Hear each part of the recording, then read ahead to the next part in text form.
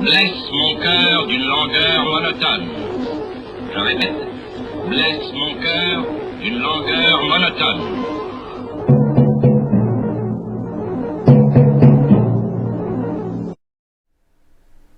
Hey everybody, Dutch Sense here. 8:42 p.m. Central Time on Monday, November 11th, 2013. And I've got you over here on my Facebook page, and I've been going through a series of strange events lately, guys. Let's just get right into it.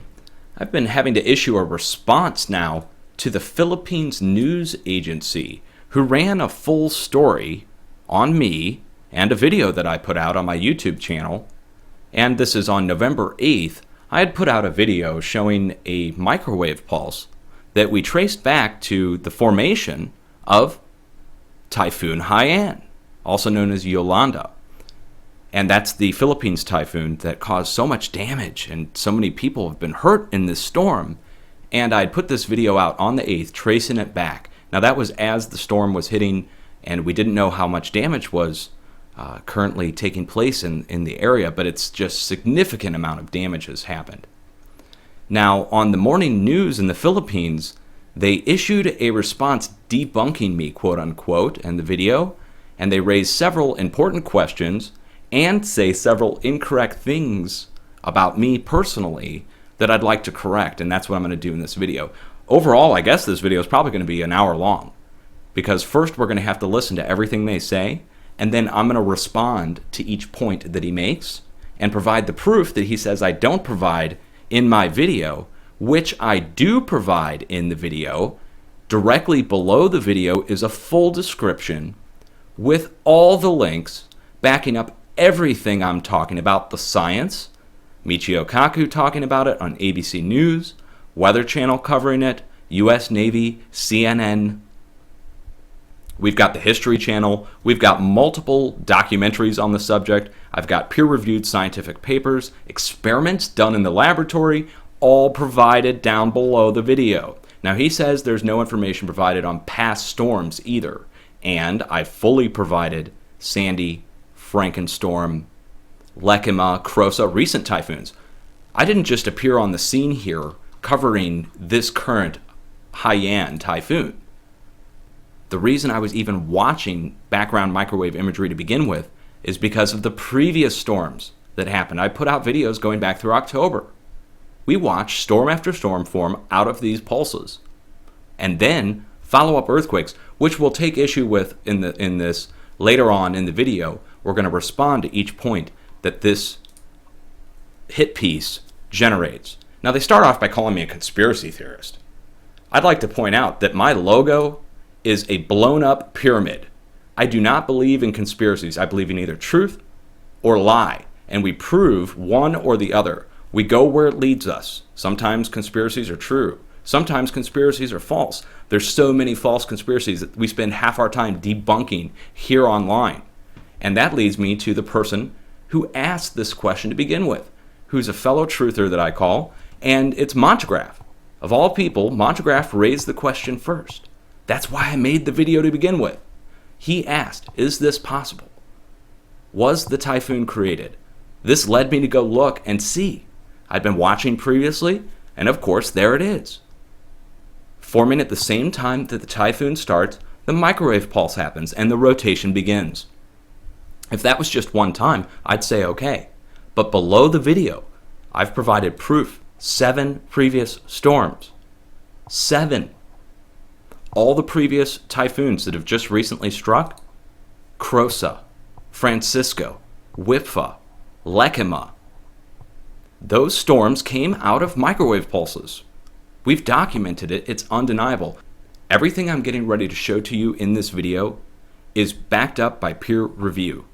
We can go and look at the American Meteorological Society conferences, the US Navy lab experiments, the laboratory experiments shown on the Weather Channel, microwaves producing rotation, vortex rotation, creating tornadoes in the video is what they're talking about. This is so well documented, I'm going to take you through it and prove it point by point. First, you have to hear what they say.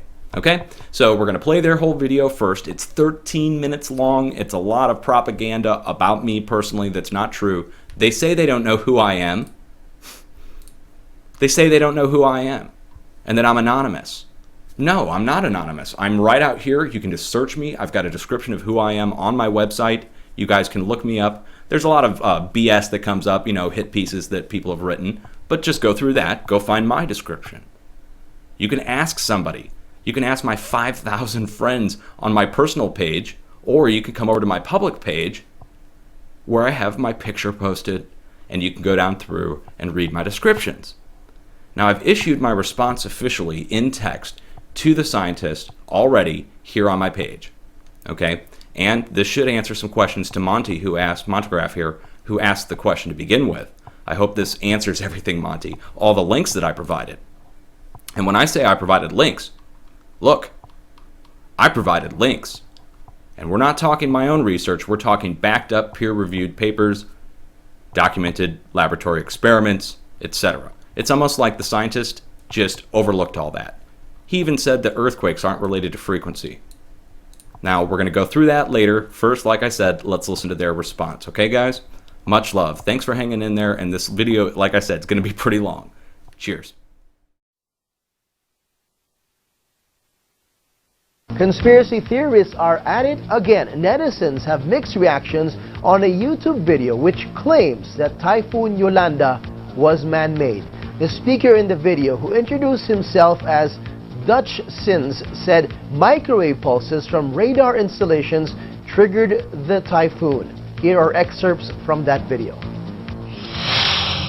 A lot of people are asking me if I think that this current storm that's hitting the Philippines is man-made or being controlled. And I'm going to have to respond with a confident yes. Again, a confident yes that these storms are being man-made and possibly fully controlled on their paths to where their final destinations are. Here is the current storm, for instance, the strongest storm to ever form, according to several mainstream media outlets. The strongest storm to ever form just hit the Philippines with 195 mile an hour sustained winds and 235 mile per hour gusts. Now they call it over there Yolanda, the name of the storm, and we are calling it Haiyan. I think that's the designation from NOAA. So here's the storm that's currently hitting, and you can see it's just barreling across there. Well, we can follow this back, okay? You can follow this storm's formation back over here, okay? And what we've seen several times is out here near Guam, of all places, we see a large microwave spiral-shaped pulse that comes from the north and then extends to the south over Guam. Following that, we see rotation begin to develop and form into these cyclones. And it's happened time after time now. It's happened like 4 times.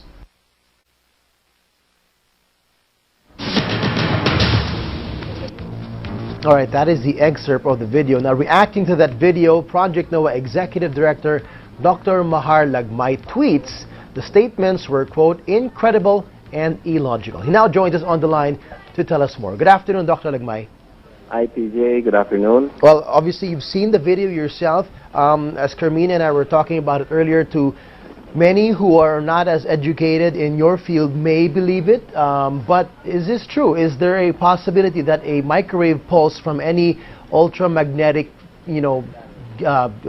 machine or satellite can trigger anything like that to disturb the weather? Well, I think those claims that he was giving before he could relate the microwave to the cyclone or to the typhoon that hit the Philippines, he must first demonstrate that the microwave was the one who formed it. Mm-hmm. From the images that he was showing, it would appear that the typhoon was already developed when he was showing the microwave pulses that were being transmitted. Mm-hmm. And the second thing that I noticed was that he was also relating the microwave pulses with the occurrence of earthquakes. Mm-hmm. And what we know about earthquakes is that they form because of the accumulation of energy due to Earth movement, and through time, this energy is accumulated along faults. Mm-hmm. And it does not at all relate to any type of microwave that he was referring to.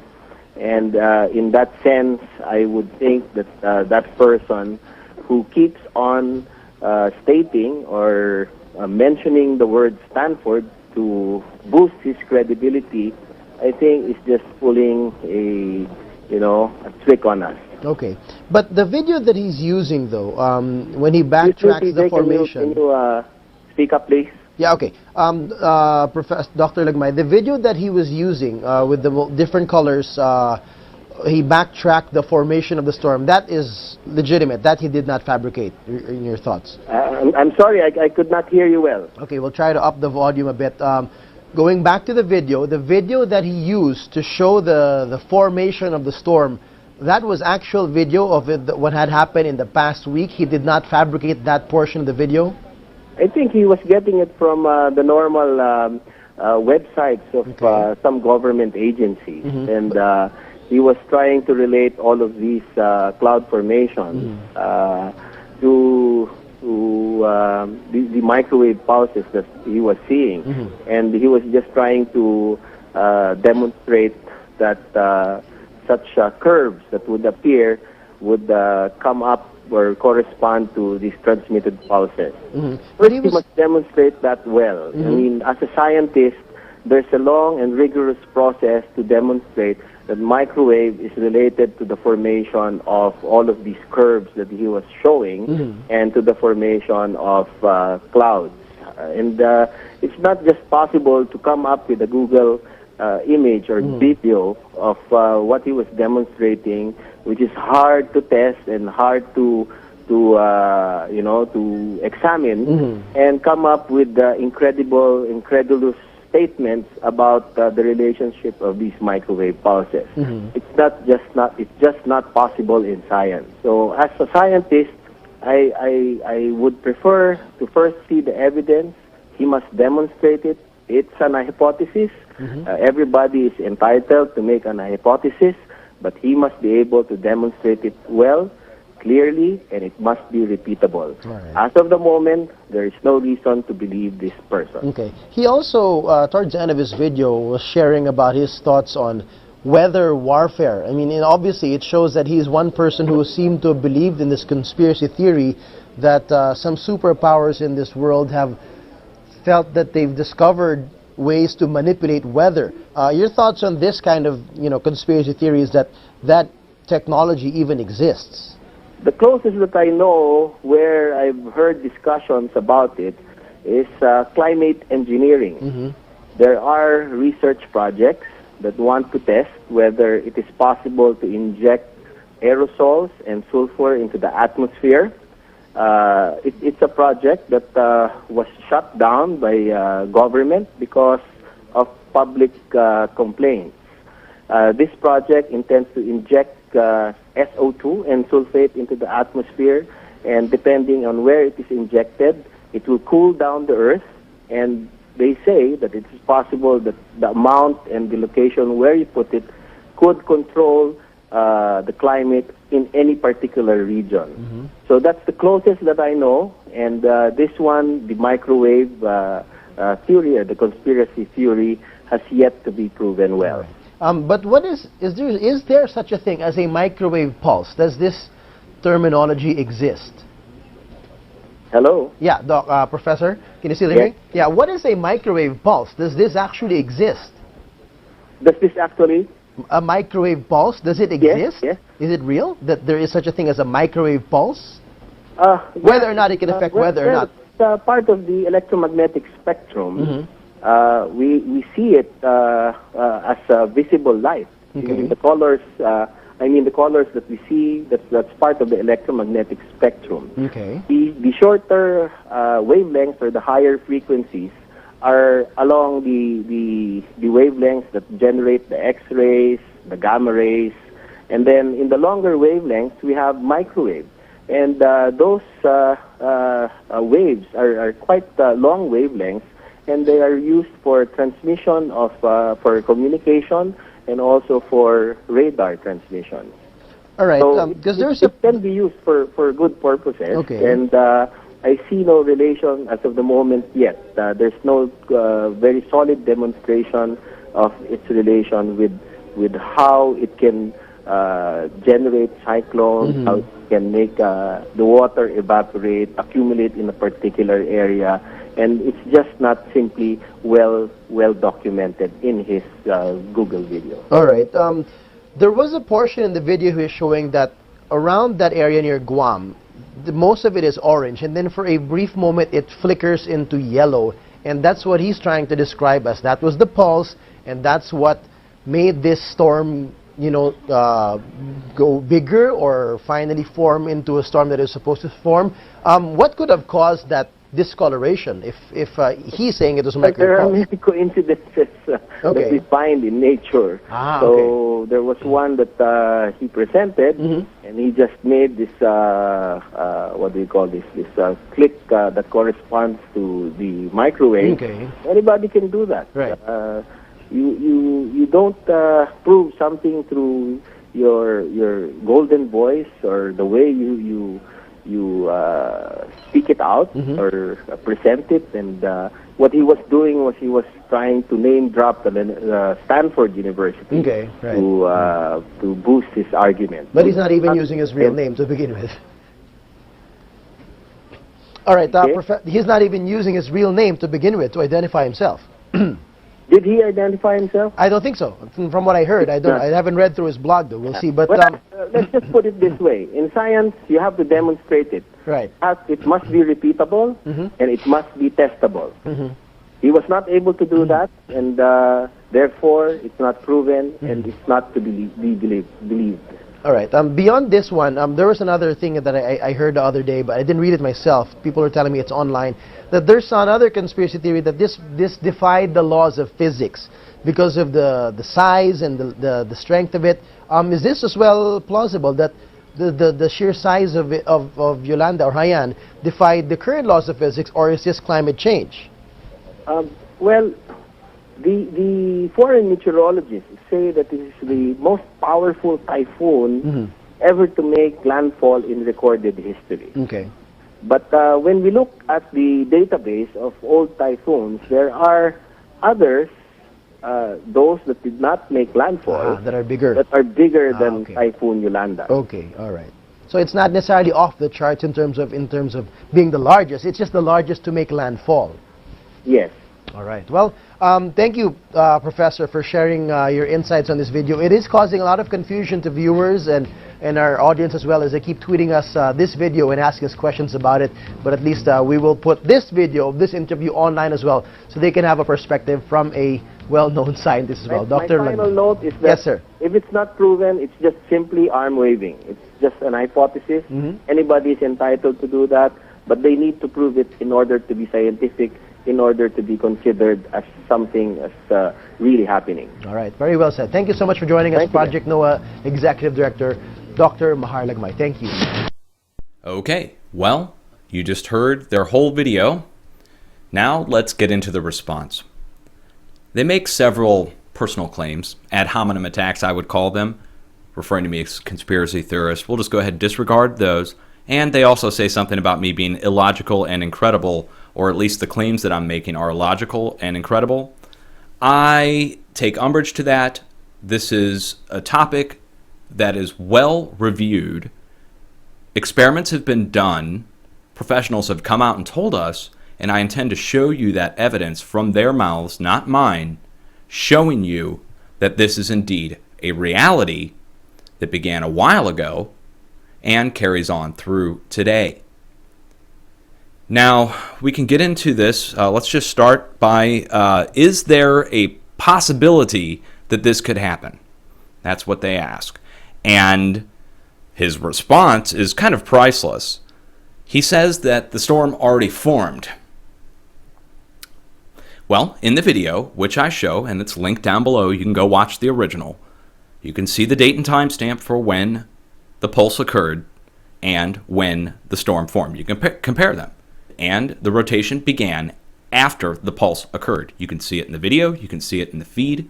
All the links that I have provided, every single link that I provided, is either through a government agency or an EDU. Now, I know people are international, you don't know what that means, but I have no access. I can't change any of this information. None of it is false. It's all there for public review. Everything I'm showing you. Every PDF is linked and sourced.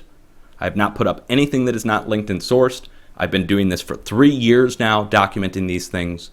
I've documented the last 5 storms in Asia coming from microwave pulses, Typhoon Haiyan being one of them.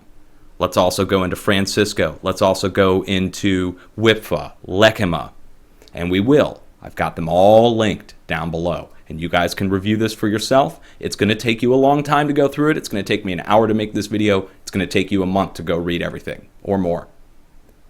So their claim is that the storm already formed. That's false. It's not true. You can go compare the date and time stamps and see when the storm was designated, and it came after the pulse. And I believe that was October 31st into November 1st, and that's when the pulse occurred. The storm designation came after that. Secondly, he takes critique with the earthquake connection not being related to high frequency. That video, Project NOAA Executive Director Dr. Mahar Lagmay tweets the statements were, quote, incredible and illogical. He now joins us on the line to tell us more. Good afternoon, Dr. Lagmay. Hi, PJ. Good afternoon. Well, obviously, you've seen the video yourself. As Carmina and I were talking about it earlier, to many who are not as educated in your field may believe it. But is this true? Is there a possibility that a microwave pulse from any ultramagnetic, machine or satellite can trigger anything like that to disturb the weather?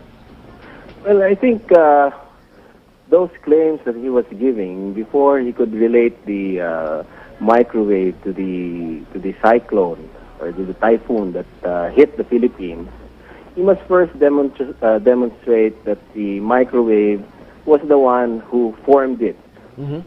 From the images that he was showing, it would appear that the typhoon was already developed when he was showing the microwave pulses that were being transmitted.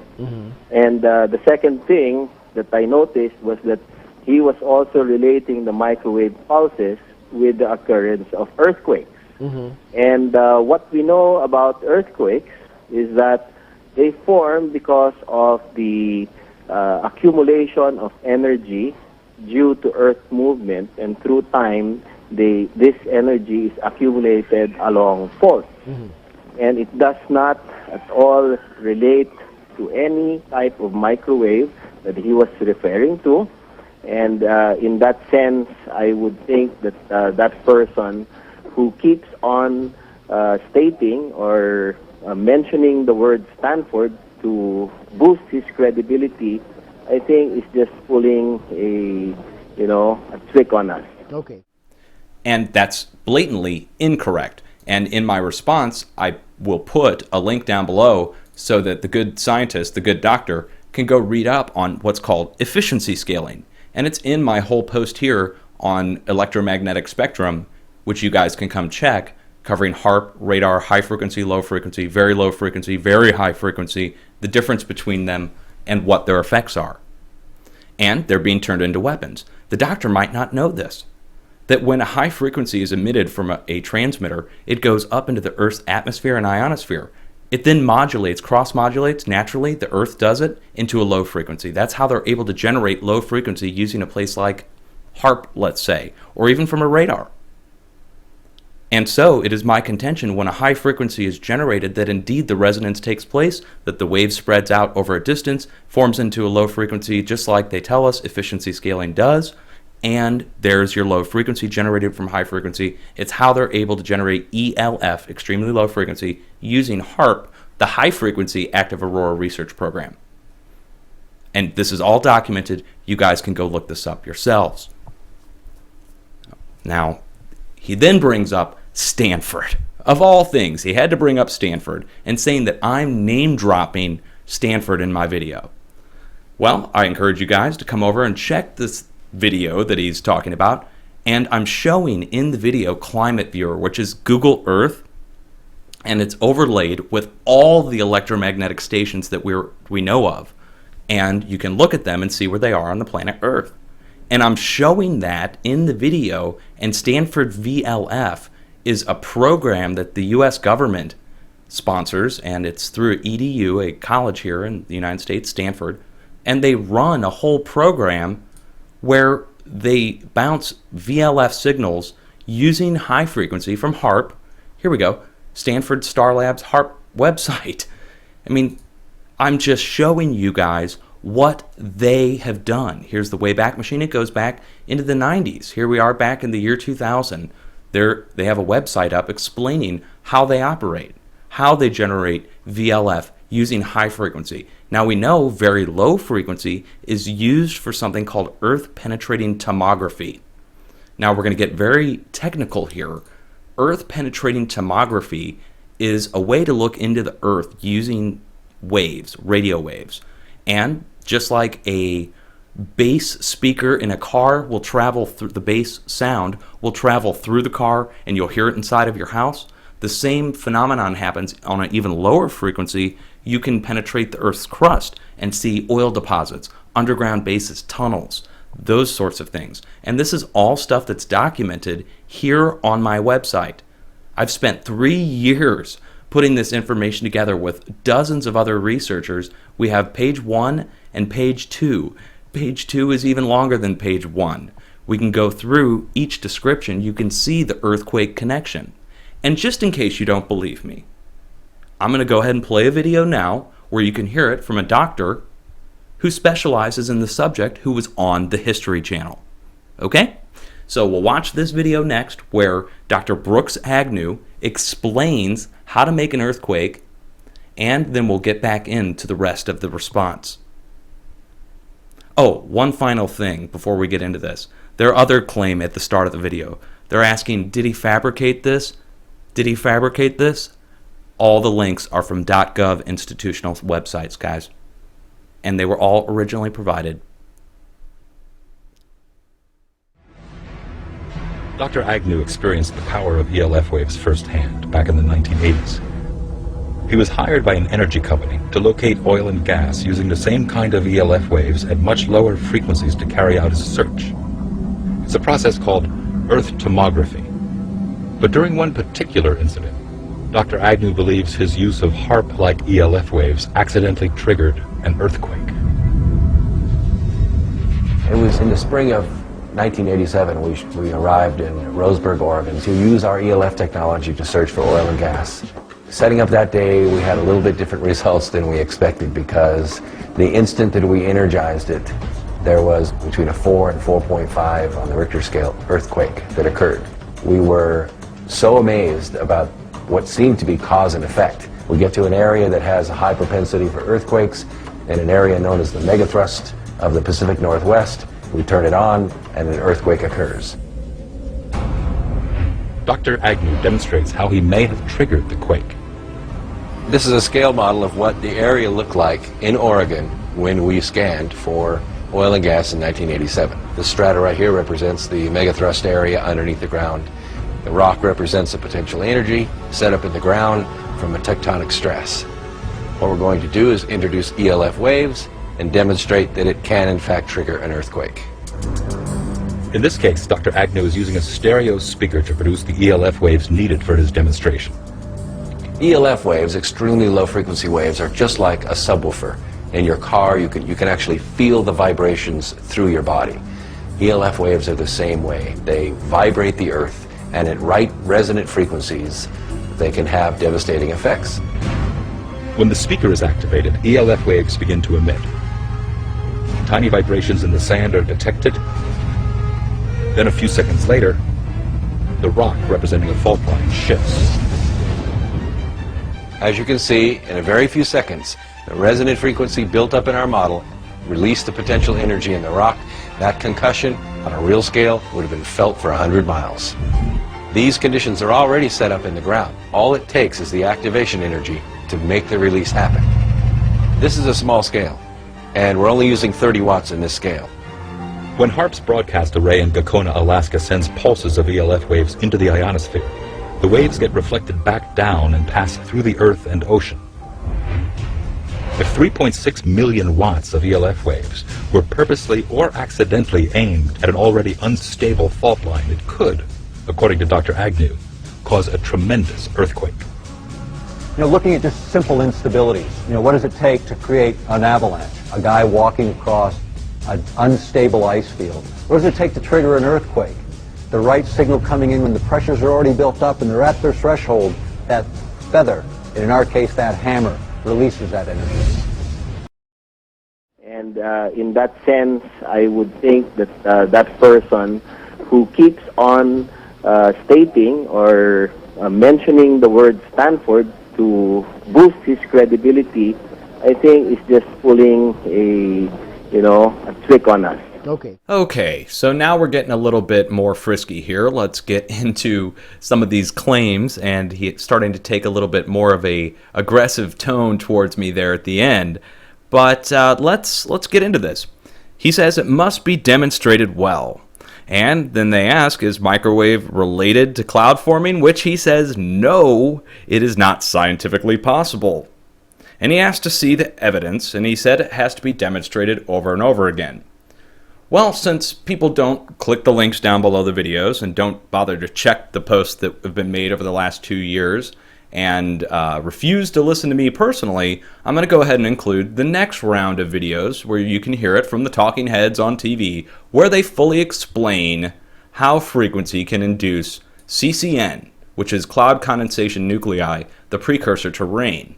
And what you're going to hear Dr. Michio Kaku explain to you in a second is summed up as such: that frequency strips electrons from the atmosphere, which then act like dust particles, like nature would build a raindrop, but instead of a dust particle, it's actual base charge in the atmosphere that attracts molecules to form chains upon themselves. It's amazing. And he explains it, and he talks about the potential uses for the weather modification as sporting events and weddings. Okay? So you have to watch this video and hear it from him, because people aren't hearing it from me.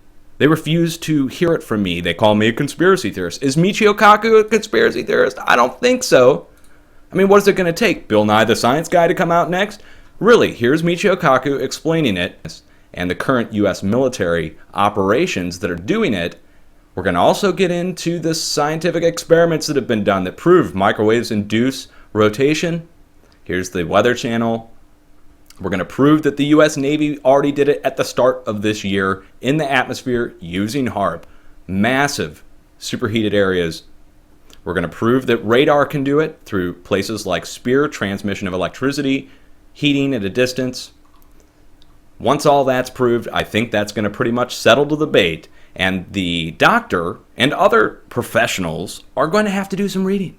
They're behind the times, clearly behind the times, or playing a cover-up game. Those are the only two options. Either he doesn't know, or he's obfuscating the facts. Those are the only two logical options, and I take, again, umbrage with being called illogical. I'm from Missouri in the States. Most people don't know we have a state motto for each state. Our state motto here in Missouri, which we all take very seriously, I'm not kidding here, show me. Show me means we won't believe it until you show us. We're the doubting Thomases of the world. I'm the supreme skeptic. My logo is an anti-Illuminati logo, which means conspiracy buster. I do not believe in conspiracies, and I will get to the bottom of anything that you give me. Hear it from Michio Kaku. We'll get back into this in a second. Are looking at how to change the weather on purpose. That's right. Lasers now could one day manipulate rain and lightning. CBS This Morning contributor Michio Kaku is a physics professor at City College of New York. Professor, nice to see you. Extraordinary seeing Al Gore and Bill Clinton there together with Charlie, wasn't it? That's right, yeah. Yeah, they did not get into this discussion, though. But it is fascinating. I mean, lasers, really, to change the weather? That's right. Well, as Mark Twain once famously said, everyone complains about the weather, but no one ever does anything about it. Well, instead of doing a rain dance, we physicists are firing trillion-watt lasers into the sky to actually precipitate rain clouds and actually bring down lightning bolts. This is potentially a game changer. But this is experimental. It's experimental. However, in the laboratory so far it works. When you have water vapor and you have dust particles or ice crystals, you can precipitate rain. It condenses around the seeds. These seeds can also be created by laser beams. By firing trillion-watt lasers, you rip apart the electrons, creating what are called ions, and these ions act like seeds, like dust particles, bringing down rain and even lightning. Go ahead. Well, this fascinates me in part because, too, I remember reading the stories that China had used this during the Olympics, that the USSR had used this after Chernobyl to create rain clouds. I mean, did those really work then? We have some of these capabilities now? Inconclusive. Even in the 60s, the CIA used this to bring down monsoons during the Vietnam War, to wash out the Viet Cong. Governments have been playing with this thing. Alleged to. Alleged to, right. Yeah. Now, we realize that for decades now, these governments have been alleged to have experimented with weather control, but nothing conclusive. This time we're bringing in the laws of physics rather than simply waving our hands and uttering mumbo jumbo. We're actually using trillion-watt lasers now. And in the laboratory, sure enough, they precipitate rain out of water vapor. Sure enough, you can actually bring down electricity down the beam. So what does it mean for drought areas that need to have rain for crops, and if they don't have them, there's the consequences of famine? Well, the bad news is if it's a clear blue sky, it's not going to do anything at all, because it only takes water vapor that's already in the air and condenses it. However, for floods, for agriculture, farmers, for people planning wedding parties, football games, you name it, outdoor events and agriculture and flooding and even hurricanes, all of them could be subject to weather modification. Incredibly interesting, Professor Michio Kaku. Thank you so much. Okay. Well, you just heard it from Dr. Michio Kaku, and that pretty much settles whether or not it can be done using frequency. He brings up high frequency, trillion-watt lasers, and the experiment's already being done at much less wattage, 750,000 watts, let's say. Just one example of many. But now we're going to have to go listen to the doctor and their next portion of their response.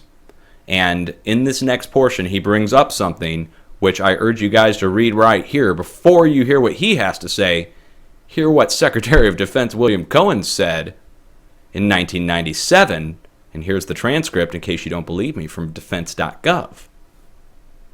But let's go hear it from the doctor. Let's hear what he has to say. Let's hear his next question, quote unquote. But the video that he's using, though, when he backtracks the formation... Can you speak up, please? Yeah, okay. Professor Dr. Lagmay, the video that he was using with the different colors, he backtracked the formation of the storm. That is legitimate. That he did not fabricate, in your thoughts. I'm sorry, I could not hear you well. Okay, we'll try to up the volume a bit. Going back to the video that he used to show the formation of the storm, that was actual video of what had happened in the past week. He did not fabricate that portion of the video? I think he was getting it from the normal websites of some government agencies. And he was trying to relate all of these cloud formations to the microwave pulses that he was seeing. And he was just trying to demonstrate that such curves that would appear would come up or correspond to these transmitted pulses. But he must demonstrate that well. I mean, as a scientist, there's a long and rigorous process to demonstrate that microwave is related to the formation of all of these curves that he was showing and to the formation of clouds. And it's not just possible to come up with a Google image or video of what he was demonstrating, which is hard to test and hard to examine, and come up with incredulous statements about the relationship of these microwave pulses. It's just not possible in science. So as a scientist, I would prefer to first see the evidence. He must demonstrate it. It's an hypothesis. Everybody is entitled to make an hypothesis, but he must be able to demonstrate it well, clearly, and it must be repeatable. As of the moment, there is no reason to believe this person. Okay. He also, towards the end of his video, was sharing about his thoughts on weather warfare. I mean, and obviously it shows that he's one person who seemed to have believed in this conspiracy theory that some superpowers in this world have felt that they've discovered ways to manipulate weather. Your thoughts on this kind of, conspiracy theories that technology even exists? The closest that I know where I've heard discussions about it is climate engineering. There are research projects that want to test whether it is possible to inject aerosols and sulfur into the atmosphere. It's a project that was shut down by government because of public complaints. This project intends to inject SO2 and sulfate into the atmosphere, and depending on where it is injected, it will cool down the earth, and they say that it is possible that the amount and the location where you put it could control the climate in any particular region. So that's the closest that I know, and this one, the microwave theory or the conspiracy theory, has yet to be proven well. Okay, well, here we go with the conspiracy talk again. And I do really take issue with that because I feel that the facts that are provided and the data that's been provided so far proves the facts completely. This is experiments have already been done, papers have already been written, and new technology is being developed to deal with these things. It's not a conspiracy. This comes from the Secretary of Defense, William Cohen, in '97. Others are engaging even in an eco-type of terrorism whereby they can alter the climate, set off earthquakes, volcanoes remotely through the use of electromagnetic waves. The United States is putting a whole bunch of money into it. We've built huge facilities, and we are not the only ones. Let's not lay this at the feet of the United States completely.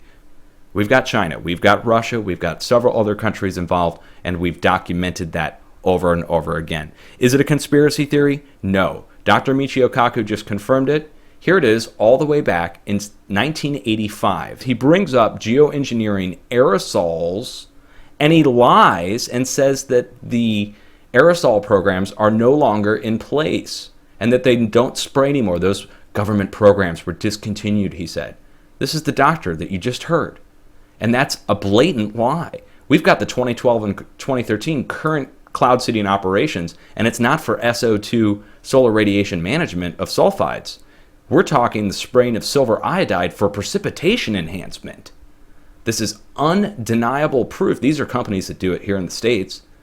Internationally, you guys are going to have to document this stuff in your countries. I can't do it all. I'm just doing it for here in the States to prove overall it's happening. Here's the NOAA weather modification form that has to be filled out. These are all .gov links. You don't have to take my word for it. You can go check each one of these links out. The current 2012 and 2013 cloud seeding operation schedules and lists we've already provided. Idaho Power, we have companies here in the States that spray to enhance the snow in the mountains so they can harvest that water to produce more energy in their hydroelectric plants. Colorado just passed some new laws regarding weather modification because they're spraying so much. Spraying silver iodide for precipitation enhancement, not SO2 for solar radiation management. There's been bills passed here in the United States to outlaw these things because they're trying to turn them into weapons. This is HR 2977. This is not conspiracy. They refer to even chemtrails in here. Weather mitigation bill to try and stop storms. There's multiple facilities built around the world that work in conjunction with each other, which I showed you in the first video. That's why I mentioned Stanford VLF to begin with. Stanford's taking part. VLF is just one portion of this whole frequency spectrum that they are manipulating and using to their ends, to certain means, to try and get things done. Okay? And we're talking from communication to weapon capability, anywhere in between. Now, in there, he says that, again, the government programs were shut down. I just showed you. Here's 2012, 2013 current operations. And then he finishes it off with, microwave conspiracies are not proved that HPM, high-powered microwaves, cannot induce weather phenomenon. Well, we have documented over 150 different cases of high-frequency pulses having a weather effect. If you don't accept those, you can come read the different papers presented, again, by the different agencies that prove that ionization Again, the stripping of electrons out of the atmosphere using frequency produces CCN, which is the formation of cloud. They made it rain in the desert 50 times in Saudi Arabia. We have resonance technology being demonstrated to the US government. Here's a company called Acquiesce, and I'll read this to you. I have a screenshot. This is from their PDF that they work with the US government, and it says, over the past 10 years, the company Acquiesce has repeatedly demonstrated this technology to government and humanitarian observer groups. The proprietary weather modification system operates by utilizing resonance, and we're talking radio frequency, signals to divert oceanic atmospheric rivers into areas experiencing severe drought. The Acquiesce system does not rely on chemical or biologically hazardous materials, spraying of substances, which could potentially harm the environment. This is just one company of many that's doing it here in the States. The technology is proved. And that brings us in to the next video. Okay, so we're going to play this next video. It's from the Weather Channel, and they aired this just this past year, proving that microwaves can induce rotation. And we're talking about producing tornadoes. And they recreated the experiment in the laboratory, and it's a guy by the name of Dr. Slobodan Tepic, a dual MIT doctorate, that figured out that rotation can be developed using high-frequency microwaves. And he recreates the experiment in the laboratory using a small laser to simulate a high-powered microwave over a large distance. So outside, you would use a high-powered microwave. Inside the laboratory, you use a small little laser to heat the plate, and it simulates the outside. And it was a success. They covered this on the Weather Channel completely, which, let's go watch that next. After that, we'll get into the next portion of what the doctor said. So far, what is that? We proved him wrong twice now. First, he said that it was a conspiracy theory and it didn't exist. Well, here's the U.S. government fully talking about it. Then he said it was impossible to do. Michio Kaku and the experimenters here prove him wrong. So let's go watch the experiment. Let's hear what the Weather Channel has to say on the subject. Oh my God. Oh my God. The whole house came apart. Pound for pound, tornadoes are the strongest weather force on Earth. With winds so powerful, they can toss trucks like trash. The rate of energy in just a typical tornado is several times the atomic bombs dropped on Nagasaki. So what would it take to snuff one out? Oh my God, I hope they're okay. You're looking at a tornado that's forming, strengthening, and then eventually dissipating. Cold air is the enemy to tornadoes. And we kill these tornadoes before they kill us. Or better yet, could we turn a twister's tremendous energy into a force for good? I'm John Rennie, and I'm a science writer on the hunt for new ways to level the planetary playing field. We've come a long way since the last ice age, but there's still one force we haven't mastered, and that's Mother Nature. Can we figure out how to hack the planet to save ourselves from natural disasters? And even if we can, does that mean we should?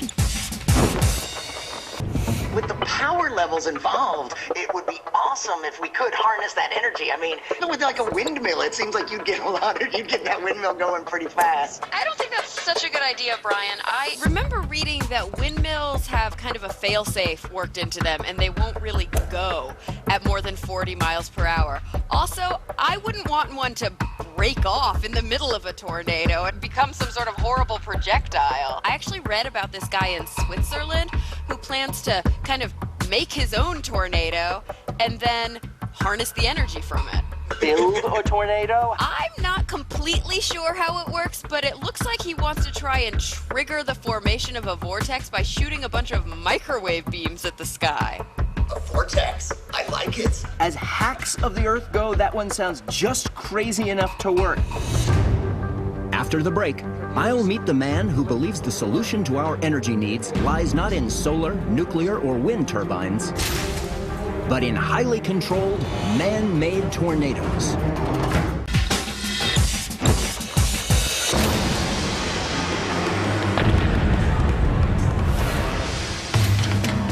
My quest to hack a tornado for power has led me to one of the most energy-conscious countries in the world, Switzerland. I'm going to track down the engineer Slobodan Tepic. He has an idea for creating an artificial tornado that could be used to tap into a virtually bottomless supply of energy. My hope is that we can provide clean energy for about 500,000 people. Wow. His idea would work like this. A high-powered microwave beam anchored in the base of this shell-like wind guide would create the warm updraft needed to trigger a vortex. The walls in the wind guide funnel the fast-moving winds through 64 high-performance turbines that harness the energy and distribute it into the grid, like a typical power plant. To demonstrate how microwaves could be used to create a tornado-generating updraft, Slobodan turned to his laser-equipped water tank. The beam comes through the center and actually monitor the vortex being generated. On this small scale, the heat transfer can't be seen with the naked eye. But if the upper plate, which represents the upper atmosphere, shows an increase in temperature, then there's hope for a microwave-induced tornado on a larger scale. And in just a few minutes, we can already start to see results. So this 0.3 reading that I'm seeing here at the top plate reflects the upper plate is being warmed by the laser beam. Successfully heating the upper plate with the laser beam offers hope that someday we might be able to induce a tornado-like column of wind and harness its energy. But if it could be done, how big would a life-size tornado power plant have to be to meet the energy needs of 500,000 people? I guess somewhere on the order of 600 meters in diameter. So 600 meters, that's like more than 1/3 of a mile across then. About that, right. It's going to be a while before we can hope to power a small city with artificial tornadoes, and maybe even longer before we can dismantle the naturally occurring ones that routinely blaze a path of destruction across the United States. But the science behind some of these fledgling ideas seems solid, so it's not out of the question that tornadoes might one day be hacked. Until we're a little further along, I don't think I'm going to be looking up the real estate listings in Tornado Alley anytime soon. Remember, Tornado Alley is really just the hardest hit area here in the United States. Tornadoes can hit anywhere. I am from North Texas, in the middle of Tornado Alley, and I have had to hide from my fair share of tornadoes. But I was pretty surprised to hear that there was a tornado in Brooklyn. Oh, lots. Twisters hate hipsters, as you know. Hacking tornadoes is no simple feat, but the dangers of these fierce, fast-moving storms can't be ignored. And with random outbreaks threatening woefully unprepared areas, like this Brooklyn neighborhood was in 2010, the sooner we can stop tornadoes in their tracks, the better. And even if tapping tornadoes for their massive energy still eludes us, well, we'll keep hacking. Until then, get to safety. Okay, well, you just heard it from Dr. Slobodan Tepic and on the Weather Channel. That's now the third time. 3 different sets of professionals that are explaining how it's done, the science behind it, and proving that it can be done in laboratory experiments. Which leads us to our next portion. We're going to have to go listen to them yet once again and hear what else they have to say. Now, this next portion, they do kind of dive into me a little bit personally. Just be prepared for that. And we'll be able to blaze through that pretty quick at ad hominem attack, and we'll get into the science of what we're talking about here. But you've got to hear it straight from them. But what is there such a thing as a microwave pulse? Does this terminology exist? Hello? Yeah, Professor, can you still hear me? Yeah, what is a microwave pulse? Does this actually exist? Does this actually? A microwave pulse, does it exist? Yes. Is it real that there is such a thing as a microwave pulse? Whether or not it can affect weather or not. It's part of the electromagnetic spectrum. We see it as visible light. Okay. The colors, the colors that we see, that's part of the electromagnetic spectrum. Okay. The shorter wavelengths or the higher frequencies are along the wavelengths that generate the X-rays, the gamma rays, and then in the longer wavelengths we have microwave. And those waves are quite long wavelengths, and they are used for transmission of for communication and also for radar transmission. All right, so because it can be used for good purposes. Okay. And I see no relation as of the moment yet. There's no very solid demonstration of its relation with how it can generate cyclones, how it can make the water evaporate, accumulate in a particular area, and it's just not simply well documented in his Google video. All right. There was a portion in the video here showing that around that area near Guam, most of it is orange, and then for a brief moment it flickers into yellow, and that's what he's trying to describe as that was the pulse, and that's what made this storm, you know, go bigger or finally form into a storm that is supposed to form. What could have caused that discoloration if he's saying it was But there are micro? many coincidences that we find in nature. So there was one that he presented, and he just made this, what do you call this, click that corresponds to the microwave. Anybody can do that. Right. You don't prove something through your golden voice or the way you speak it out or present it. And what he was doing was he was trying to name drop the Stanford University to boost his argument. But he's not even using his real name to begin with. All right, he's not even using his real name to begin with to identify himself. Did he identify himself? I don't think so. From what I heard, I haven't read through his blog though. We'll see. But wow, really? Golden voice, claiming I'm trying to name drop on Stanford. Really? That is getting to the point where we're talking ad hominem attack. We can just glaze over that by saying, I am not name dropping Stanford. Stanford is just one of many organizations that's taking part in high frequency and low frequency experiments.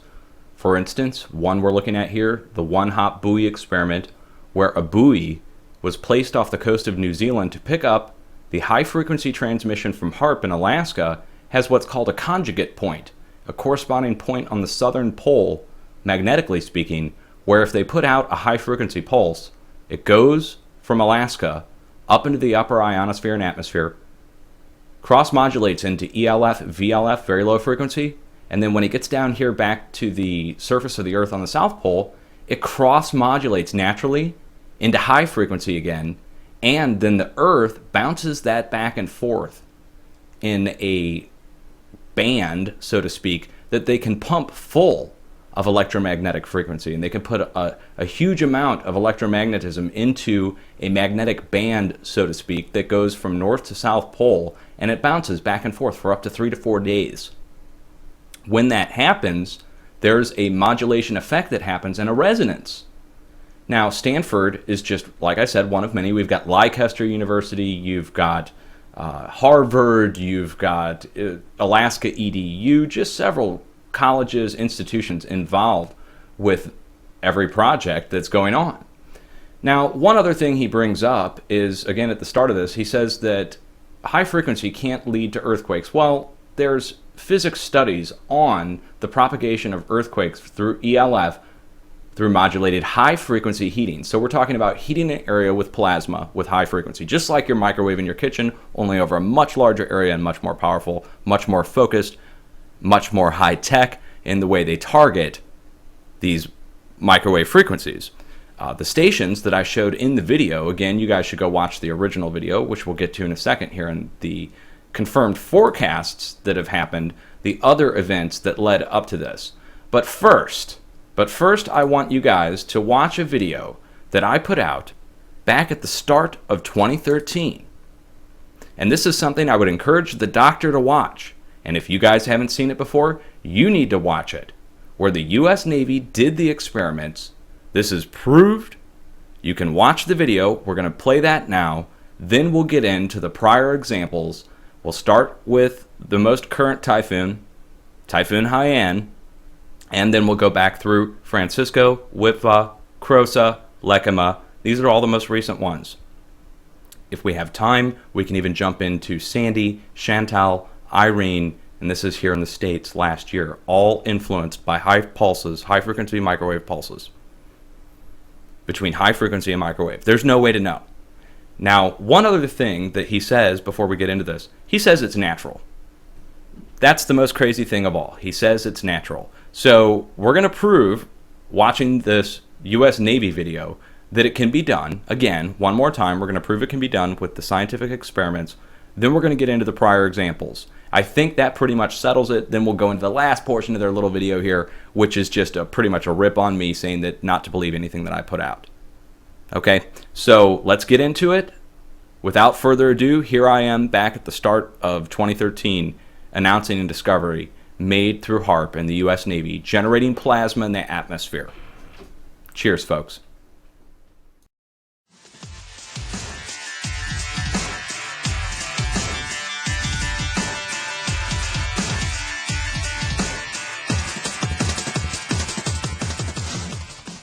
Hey everybody, Dutch Sense here. 4:50 p.m. Central Time on Wednesday, February 27th, 2013. And I've got you over here on my website. I want to go ahead and give a big shout out to Tattooed1009 for letting me know about this yesterday. This is breaking news regarding HAARP up in Alaska and a discovery, a release discovery that was made by the Naval Research Laboratories, released 2 days ago now. So let me just go ahead and take you through this here really quick so you can understand the significance of what I'm getting ready to read you. Now, for the last 2 years, I've been under severe criticism from multiple critics about what I've called HAARP rings, and these are really radar pulses in the high-frequency band coming from ground-based stations. That's why I named them HAARP rings. But radar pulse rings, HAARP rings, and I've got a huge, huge list of all the documented HAARP rings that I've documented and other people have. And I'll put a link down below to this so you guys can scroll through and see past examples of what we're talking about here. But for the longest time, people said it could not be done. Radio frequency could not be used to generate any kind of plasma in the atmosphere or in the ionosphere, and that it was solely for research purposes. Well, the U.S. Naval Labs have basically admitted, as of yesterday, that they were able to generate a multiple kilometer wide plasma bubble and sustain it for over an hour using 1.44 megahertz to 4.34 megahertz. And they give the resonance, they give the frequency. Now this is important because NEXRAD radar, let me take you back over here, NEXRAD radar, my original observation was that high frequency pulses were being emitted from ground-based radars, which were having a weather effect, a heating effect around the area. And people said it couldn't be done. Well, it turns out NEXRAD pulses from 0 to 12.4 megahertz, anywhere in between 0 and 12.4 megahertz. Now we're talking here 0 to 4.34 megahertz, so it falls within the spectrum, the pulse frequency. This is proved, here it is, the U.S. Naval Research Labs have done it, and they did it using the billion-watt facility up at HAARP. Now, that's over a very large area. This is generated very high up in the atmosphere. Now, what we're seeing here with radar works at about 750,000 watts after it goes through the klystron tubes, 750,000 peak watts. And so we're looking at smaller versions of the same facility. And they talk about it, the circular appearance of what appears here, and they even are able to image it on their radar, which is slightly different than the weather radar that we see standard civilian-wise. I urge you guys to come over and read this whole article. If you have previously thought that this was impossible, or if you're a skeptic that said it couldn't be done, you definitely need to read this and understand that they just announced a day ago that they did it using HAARP in conjunction with observations through radar. So you can see HAARP on radar. That's something else that I want to take you guys through really quick. I'm going to take you over to my other HAARP post. This has been up since April, and I've added to it continuously with more information as it's become available. So we've got TV shows talking about it. We have different facility locations talking about it. Let me take you down to the bottom of the post here where I've added the most recent information. And the other discovery that we made a month ago now is that radar devices are used as quote-unquote heaters. And they're doing it over the North Pole, for instance, from a place called SPEAR, S-P-E-A-R. And they're able to project a radar frequency. Here's a diagram from their site showing super darn radar at the peripherals. Then you've got your SPEAR radar at the center pointing up to a spot where they cause massive heating. We're talking upwards of 5,000 to 8,000 degrees they're able to generate. From that, they also have found that radar itself, when it goes up and disturbs the ionosphere, gives its own resonant signal that appears in the shape of a circle. Okay, and they show it here. Here's a diagram here. So I urge you folks, please, if you're skeptical on this, go read through the information. You'll see we are not exaggerating this at all. The U.S. military is now acknowledging that they're able to do it using HAARP, and we found, of course, documents that show radar is used in conjunction with HAARP to do the same thing in the S and C band. Here's an example right here where they were able to do simulation lightning experiments with induced plasma using the MIT S-band and C-band UHF radars. Okay, so there's a perfect document from 1994 showing all the way back in 94 they were doing it. Now, one final thing, if you scroll down through here, when you get down to the bottom of all these pictures, I've got hundreds of them, you'll see pictures going back to the late 90s, which we pulled from Thomas Bearden's old archived site, which no longer exists. It turns out Thomas Bearden, back in the late 90s, was documenting the same radar ring phenomenon, and no one knew about it because he had it backed up on his old site that no one could go on. Now that it's in archives, we're able to go through it and actually save the images. And so just keep scrolling down, you'll see several images from the late 90s going into the early 2000s that show you time after time the same thing that we're experiencing now. And what we're seeing are basically frequency pulses that are causing plasma to be induced, or ionization before plasma actually appears, an electrical static buildup that occurs, most likely because the ionization turns into cloud condensation nuclei, CCN. It may be unintentional what they're doing with the radar, or originally was unintentional. And from that, they figured out that they could do it, and now it's done on a daily basis almost across the continental United States. And we've seen very severe weather, very, very strong storms develop from these things. Okay? So I hope that takes you through it, guys. Again, go read the article. I'll link it down below. All the information is down below. If you have any questions, go ahead and post them in the comment field. And I want to give a big congratulations to all the people over the last 2 years who stuck with it, who didn't just believe the quote-unquote professionals who said it couldn't be done. The radar professionals over at Metabunk, for instance, or any one of these other skeptic sites that said a year ago this could not be done. Well, so much for the professionals and the talking heads. This is why you can't take their word for it. You have to look into it yourself. Okay, we saw something strange appearing on radar over many months, and they denied it and said it couldn't be done, and it was just background clutter, and they gave every explanation in the book for what they said it could be, except for the obvious, which is a pulse appearing over a city, which then a storm comes and hits that pulse within 2 to 3 days. It's undeniable. They accused me of photoshopping this stuff. They accused me of hoaxing this stuff. And it's not a hoax. It's not a Photoshop. The rings really do appear, and storms really do go towards the center of the rings within 2 to 3 days. Okay? And I hope that answers some question, guys. You'll really enjoy a lot of these pictures because they are very high detailed, and you can go and verify whether or not storms hit these areas within a certain amount of time. That's the other thing. All the date and time stamps are down below. You can see which ones were hits, which ones were misses, etc. Much love. Hang in there. Well, there you heard it, straight from me at the start of this year, showing, without a doubt, the United States Navy did the experiment in the atmosphere, proving that high-frequency microwave, if you will, radar, can produce a heating effect in plasma, which can border in the thousands of degrees temperature. It's already been done. The science is settled. Now it's just a matter of educating the quote-unquote professionals who are already out there in the field who don't have the time to do the research before they talk about something. And really, that's what this boils down to, guys. This video proves it. He is proved 100% wrong. I'm backing up everything that I've showed you so far. And now we're going to go look at the actual examples. What got me into all this? All the previous storms that I've documented, which I listed over here on my Facebook page, link down below. And let's just get right into it. The first thing, the thing that got me going with this was the current typhoon, Typhoon Haiyan, also known as Yolanda. Now the doctor says it's natural, and he says that it formed, the rotation formed before the pulse. Well, the storm wasn't designated until here, October 30th, 1st, 2nd. Well, let's go back to October 30th.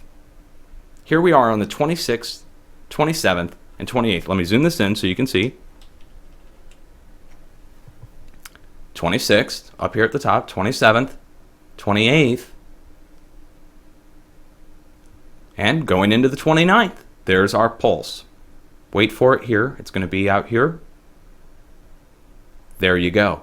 Starting on the 29th, and the rotation then kicks up right out of that, and they designated a storm 1 to 2 days later, and then it goes over the Philippines and causes the damage that it caused. This is Typhoon Crosa right here, this darker area that's already spinning. It went up over the northern Philippines, in between Philippines and Taiwan, where the earthquake happened at the same time as it passed. And it was born out of a microwave pulse, the one that I showed you earlier, but let's go back and look. These are all in my examples. I can't believe that the doctor over in the Philippines missed this. So here's an example, Typhoon Crosa. This is a video that I put out. The date and timestamps are undeniable, and I'm showing again the .gov links. Now, let me take the video forward here. Let me mute this so we don't hear it. And I show you clearly in the video, let me full screen this and turn it on HD for you so you can really see it, so there's no doubt. And there we go. And here we go. So you can clearly see a microwave pulse occurs right there, and that gives birth to the rotation that turns into Crosa. It starts to rotate right after this next frame. And I put all the links down below so you can watch it going into the future. Again, wait for it. You'll see the spiral shape on this, which again I proved was shortwave, or high frequency, I should say. There it goes. It's not some kind of natural anomaly. It comes from up here. It's a directional beam, very large. And that gave birth to Typhoon Crosa. The third time it happened was Typhoon Lekema. These are all recent examples.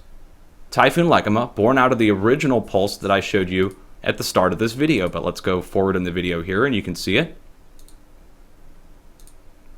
And again, let me full screen this, turn it on HD so there's no question. Okay, and here's where I start showing. And we'll go ahead and hit play. There it is. Wait for it, we'll let it play a couple times. There, zap, and it gave birth to Lekema. You can see the rotation start right after it begins. Wait for it. Two colliding air masses, hit, and then the rotate starts right in the middle. And that's my video. You guys can go watch this. That's example number 3, and these are all recent. Now we can go down, you guys. We don't have time to go through Sandy and Frankenstorm. That's a whole hour video in itself. However, again, let me just take you over and show you the pulse that occurred into the center of the storm. Watch it. I showed you this earlier in the video. You can even see it back out. It's in there for many hours. Here's the radar pulse that happened again. Okay, here it is on a national view. Here it is zoomed in. You can see the intensity chart and the high decibels of Z, so it's a really loud blast of whatever. We don't know exactly what the frequency is on. We know it's most likely in the megahertz band because that's what NextRed pulses on. Normally operates in the gigahertz, but when it pulses, megahertz, okay? Now that's, of course, Sandy, Frankenstorm, the one that sacked the east coast of the United States. We've got Chantal. You guys can go check this out. Check out Irene. Okay, here's my video. Let me just go ahead and play it for you. August 26th, 2011. Here I am showing the world. Okay, let me go ahead and play this for you so you guys can really see this. And this is from 2011 again, guys. There we go. That was going into the center of the storm. You see the storm still pulse after the microwave beam goes into it. And I made note of where it's coming from. It's coming from the direction of Arecibo. And it's undeniable, but that's what led us in to go look into these things. This is all the way back in 2011. It turns out most of these storms have had some kind of microwave interference happen with them, which then leads them in a certain direction. And the heating, I think, proves that they can do it, that it's possible of being done. If you guys don't believe me, after all the evidence that's been shown, then you're really focusing on the personality of trying to listen to a person as opposed to the information. And that kind of leads me to the close of this video. You guys can go listen to the rest of their video. They just then go into climate change, and they start discussing climate change, this amorphous climate change, which we all know is bunk, and that the human-induced activity that I believe is causing the most heating are the high-frequency systems that we've put in place all around the world, from cell phones to Wi-Fi to radar to the high-frequency systems that we're seeing and we're talking about now, are all having a massive cumulative effect upon the planet and the world. And then the targeted systems, which I showed in the video that got me the whole response to begin with, are cumulative. There's so many, and I show that in here. I wasn't name dropping Stanford. Stanford's the VLF. VLF isn't responsible for the high frequency pulse. No, it's a high frequency system that's responsible for the high frequency pulse. Stanford is just a name that was used in the video because we saw the VLF antennas in the video. They are not related. I said it in the video, they're not related, by the way, just in case there was any confusion. I'm going to put a link down below to all of my videos that I would refer to as must-sees in regard to weather modification. And we're talking cloud seeding, we're talking hurricane modification, we're talking tornado making, and we're talking even what we're talking now. I'm going to have to add this in as well. I want to thank you guys for sticking through the whole video and watching. And again, if you're curious, the links are down below. And this should settle any debate, quote unquote, that's being had, because I have fully backed up my position. All right? Much love, folks. Be safe.